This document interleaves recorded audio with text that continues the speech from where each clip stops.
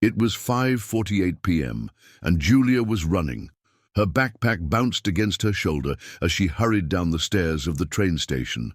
The sun was already dipping behind the buildings, and the platform smelled like metal, dust, and something sweet from the bakery upstairs. She had just finished a long day at work. Her phone was almost dead. Her head ached. She just wanted to sit down, close her eyes, and get home. When she reached platform 4, a train was already waiting. "This must be it," she muttered, glancing at the screen. It said, "Line B, direction, Eastwood." She hesitated. Eastwood wasn't her stop. Her train usually went towards Southgate, but she didn't have time to think. The doors beeped. She stepped inside. The train was quieter than usual. Fewer people, more space. The seats were soft and blue, not grey like the ones she was used to. Julia sat near the window, catching her breath. It was only when the train started moving, and the voice overhead said, "Next stop, Linwood," that her stomach dropped. She was on the wrong train. She looked around. Her phone was at 3%. No charger, no signal underground. No one she could ask. Julia closed her eyes and sighed. Great. But the train was already moving. She decided not to panic. She would just ride to the next stop, get off, and figure it out from there. The train rocked gently as it sped along the tracks. Outside, buildings turned into trees, streetlights flickered on. Her heart started to slow down. She looked at the map above the doors. Eastwood line. Not her line, but not a disaster either. Just a few extra stops. Across from her, an older man sat with a small brown leather bag on his lap. He wore a beige coat, glasses, and a kind smile. His hair was white and neatly combed.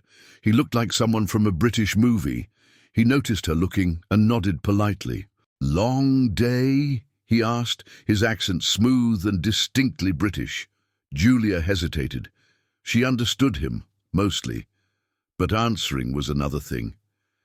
"Yes," she said quietly, then added, "Very long." He chuckled. "Trains are good for thinking after long days." She smiled politely and looked out the window, unsure what to say next. After a moment he leaned slightly forward. "You're not from around here, are you?" he asked kindly.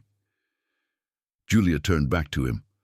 "I live here now, but I'm from Brazil." "Ah, beautiful place. I've been to São Paulo twice. Hot coffee and loud traffic. Wonderful combination." That made her laugh. "Yes," she said, "exactly." He smiled warmly. "I'm Henry. And you?" "Julia." "Well, Julia," he said, "it's a pleasure to meet you." She nodded, still shy, still unsure. But something in his voice was calming. Easy. Like listening to a story. They sat in silence for a moment, and then Henry pointed to her bag. "Work papers?" "Yes," she said. "Office job, computers, emails." "Ah, the universal language of stress," he replied. She laughed again. Maybe this ride wouldn't be so bad after all. The train rolled forward, soft and steady, and somewhere between Linwood and Harbury, something began to shift. A wrong train had become the beginning of something unexpected. The train moved smoothly through the evening light. Outside the window, trees blurred past, their branches glowing gold in the last touch of sun. Inside the carriage, Julia was more relaxed now. Her mistake, getting on the wrong train, didn't feel like such a disaster anymore. Henry, the polite older man with the British accent, had made the silence feel safe. After a few minutes, he spoke again. "Do you take the train every day, Julia?" She hesitated, then answered carefully. "Yes, every day, but not this one." She smiled awkwardly. "I got wrong train." "Ah, I see," Henry said with a soft chuckle. "You took the wrong train. Small mistake. Happens to the best of us." She repeated quietly, "I took the wrong train." He nodded encouragingly. "That's it." Julia opened her notebook. A small one she used for random thoughts and reminders. Without thinking, she wrote, "I took the wrong train." Henry noticed and tilted his head slightly. "Do you study English?" "Yes," she said, "but slowly. Still learning." "You're doing very well," he said, "and practicing like this is the best way." Julia smiled. She wasn't used to compliments about her English. Usually people were in a rush. They didn't wait for her words, but Henry waited. "You speak very clear," she said. "Clearly," he corrected gently. "Adverb, but thank you." "Clearly," she repeated, writing it down too. Henry leaned back in his seat, thoughtful. "My wife was a language teacher," he said, "taught English to immigrants for over 30 years. She always said, 'Don't fear mistakes, they are signs of courage.'" Julia looked up. That phrase touched something inside her. "Can you say again?" she asked. He repeated slowly, "Don't fear mistakes, they are signs of courage." Julia wrote it down carefully in her notebook. Word by word, she read it back, softly, to herself. Henry watched her with kind eyes. "Your writing is very neat." "Thank you," she replied, then added, "I like learning, but sometimes I feel stupid." He shook his head. "Stupid is not the same as new." He smiled. "New things always feel hard at first. That's the rule." She let those words settle. Then she asked shyly, "Your wife, she speak Portuguese?" "A little," he said with a grin. "Enough to say bom dia and ask for coffee." Julia laughed. "Very important." "Exactly," he agreed. They sat for a moment, both smiling. The train passed through another quiet station without stopping. "Did you know," Henry continued, "that speaking even a few words in someone's language opens a door to their heart?" Julia nodded slowly. She understood. That's how she felt every time someone tried to speak Portuguese to her, even badly. It felt warm, personal, kind. Henry adjusted his bag and looked at her again. "Would you like to practice a bit more? I could help. Just a few minutes, if you like." Julia hesitated, but then she nodded. "Yes, I want to learn more." "Wonderful," he said. "Let's start with something simple. Tell me, what do you do on the weekends?" Julia took a breath. "I go to the park," she said slowly. "I watch movies. I cook rice and beans." Henry smiled. "Excellent, just add on the weekend. Say it again." She tried. "On the weekend I go to the park. I watch movies. I cook rice and beans." "Perfect," he said. She smiled again, surprised by her own words. The train rolled on. The sky outside turned pink, and with every sentence she spoke, the carriage seemed to glow a little warmer. The train passed small towns and quiet fields. Inside, Julia and Henry sat like old friends, one learning, one guiding, and both enjoying the unexpected conversation. Henry leaned forward slightly. "Do you enjoy learning languages, Julia?" She nodded. "Yes, but I don't practice. I'm afraid to speak wrong." He raised an eyebrow. "To speak incorrectly," he corrected gently. "But you know what? Speaking wrong is how we get to speaking right." Julia smiled, grateful for his kindness. She felt safe making mistakes around him, and that was rare. "Do you speak other languages?" she asked. "A bit of French, a bit of Spanish, but none as musical as Portuguese," he said, "and none as difficult as Mandarin, which I gave up after 2 weeks." Julia laughed. "Portuguese is difficult too." "Oh yes," he agreed. "Your verbs scare me." She grinned and nodded. "Mine too." Henry's expression softened. "My wife was Brazilian. That's why I visited São Paulo." Julia's eyes widened. "Really?" "Yes. Her name was Anna. We met in London. She was teaching English and I was teaching history. I thought I would teach her Shakespeare, but she taught me how to dance." He smiled at the memory, eyes misty with warmth. "She loved trains," he added. "Said they reminded her of stories, always going somewhere, always changing. Julia looked out the window. The world was sliding by gently, as if moving to a rhythm neither of them could hear. "She died 3 years ago," he said softly. "But every time I take a train, I think of her, especially when I meet someone new." Julia placed her hand gently on her notebook. "I think she would be proud. You helped me today." Henry smiled, touched. "Thank you. That means a lot." There was a silence, a comfortable one. Then Henry asked, "Do you ever write in English?" Julia shook her head. "Only notes, vocabulary, sentences." "Start with that," he said. "Write small stories about your day, about this train ride." Julia thought for a moment, then asked, "Can I write about you?" Henry laughed. "As long as you make me look handsome." She giggled and opened her notebook to a fresh page. At the top she wrote, "Today I met a kind man named Henry. He speaks clearly. He teaches with his heart." She looked up. "It's good." Henry's voice was gentle. "It's beautiful." The train slowed as it approached another station. Overhead, the voice announced, "Next stop, Elmsbury." "That's where I get off," Henry said, checking his watch, "but we still have a few minutes." He reached into his coat pocket and pulled out a small folded paper. "This is something Anna used to keep on her wall. It's in English, but simple." Julia unfolded it. The paper was worn, the ink faded, but the words were clear. "Be brave enough to speak. Be kind enough to listen. Be open enough to grow." She read it once, then twice. She whispered, "I love this." Henry smiled. "Then carry it with you. Words are better when shared." Julia folded the paper and placed it gently inside her notebook. The train began to slow. The station was near. But her heart was still moving, full of stories, full of new words, full of unexpected courage. The train eased into Elmsbury station, its brakes sighing as it slowed. Henry stood, reaching for his bag with practiced ease.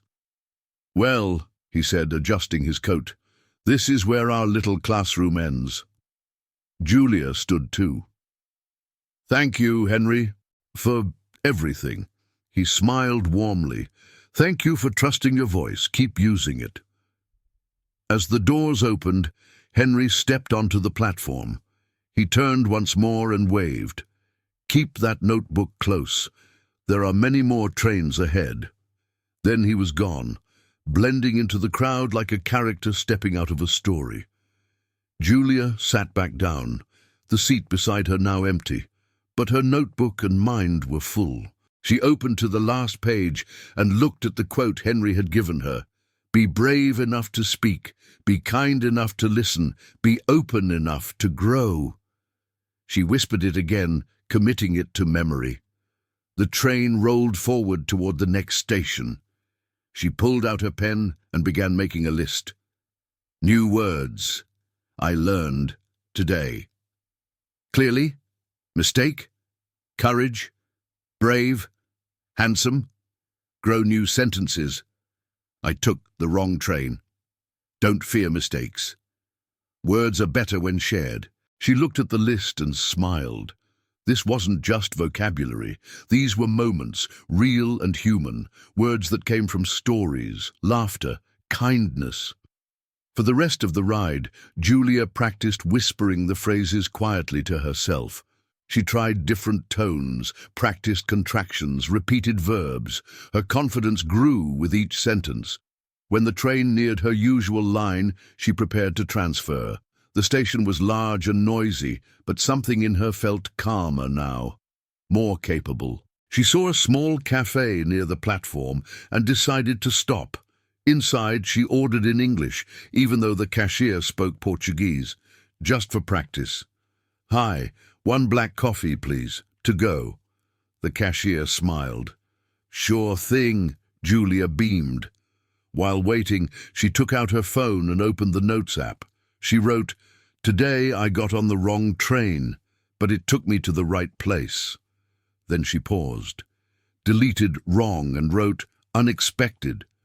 That felt more true. She walked to her connecting platform with her coffee in hand. The platform was crowded, but she didn't feel lost anymore. She imagined telling this story in English someday, to a friend, maybe in another country. Maybe even writing it into a short story. Maybe this train ride was the beginning of something much bigger. As she stepped onto her correct train, she thought of Henry again. His voice, his smile, his kindness. And his wife, Anna, who taught English, danced with joy and wrote wise words for her wall. Julia didn't know them well, but somehow they had become part of her journey too. The train pulled away from the station. Outside the window, the sky had turned deep blue, and city lights sparkled like distant stars. Inside, Julia felt new words settling in her heart like seeds. The train finally pulled into Southgate Station, Julia's usual stop. But tonight, nothing felt usual. She stepped off the train, notebook tucked under her arm, coffee still warm in her hand. The station was familiar, but she felt like someone new walking through it. Everything around her looked the same, the tiled floors, the old vending machines, the loudspeaker with that same polite voice. But inside her, something had shifted. She checked her phone. The battery had finally died. No music, no distractions, just her thoughts, and Henry's words echoing gently in her mind. She walked home slowly, letting her mind replay the conversation. Speak, even if it's not perfect. Mistakes are signs of courage. Words are better when shared. The memory felt like a quiet flame, warm, steady, and alive. At home, she dropped her bag on the couch and sat down at the kitchen table. She opened her notebook and began to write again. My train story. Part 1. Today I took the wrong train. I met a man named Henry. He helped me speak English. He said my mistakes were okay. I learned more in 1 hour than I learned in 1 week. And I laughed a lot. I was not lost. I was exactly where I needed to be. She looked at the words and read them aloud. Her voice was calm, her pronunciation careful, and for the first time she didn't feel nervous hearing herself speak English. She felt proud. Later that night, Julia opened her laptop and typed, "English speaking tips for beginners." She watched a video, repeated the sentences with the speaker, and even wrote a few questions she could ask next time she met someone new. What do you do for fun? What's your favorite place to travel? Do you like books? Simple questions, powerful tools. As the night got quieter, Julia lit a small candle and placed her notebook beside her pillow. She didn't want to forget this day, ever. Before falling asleep, she whispered, "Thank you, Henry." Then, in Portuguese, "E obrigado, Ana." Even though she'd never met Anna, she felt her spirit in every sentence Henry had shared. It's strange, she thought, how a mistake, a wrong train, could become the most beautiful part of her day, and maybe even her week or her year. The next morning, Julia woke up early. The sky was pale blue, and the streets outside were still quiet. A light breeze came through the window. She made coffee, buttered toast, and sat by the kitchen table. But instead of scrolling her phone like usual, she opened her notebook. She turned to a blank page and wrote the date at the top. Then she wrote, "New habit, speak, every day." She smiled to herself. It wasn't a goal. It wasn't homework. It was a promise. Julia had taken many trains in her life, but this time, she didn't want to just go from one place to another. She wanted to grow with each ride. Later that morning, she left the house earlier than usual. Instead of taking her normal route to work, she changed direction, on purpose. She boarded the same eastward line that had carried her to Henry the day before. Same train, same time, same blue seats. But this time, she wasn't lost. She sat by the window and opened her notebook again. As passengers entered and exited, she observed quietly, listening for English, catching new expressions, repeating words in her head. At one stop, a young couple boarded. They spoke in English, fast, natural, joyful. Julia listened closely. She caught small phrases. "No way! That's amazing! We'll go next weekend then." She smiled to herself. She understood enough to follow the rhythm of their story. When they looked her way, she smiled. "Excuse me," she said softly. "What does no way mean?" The woman turned to her, surprised but friendly. "Oh, it means like, I can't believe it, or really." Julia nodded. "Ah, surprised. Exactly. Thank you," Julia said. "No problem," the woman replied. "Your English is really good."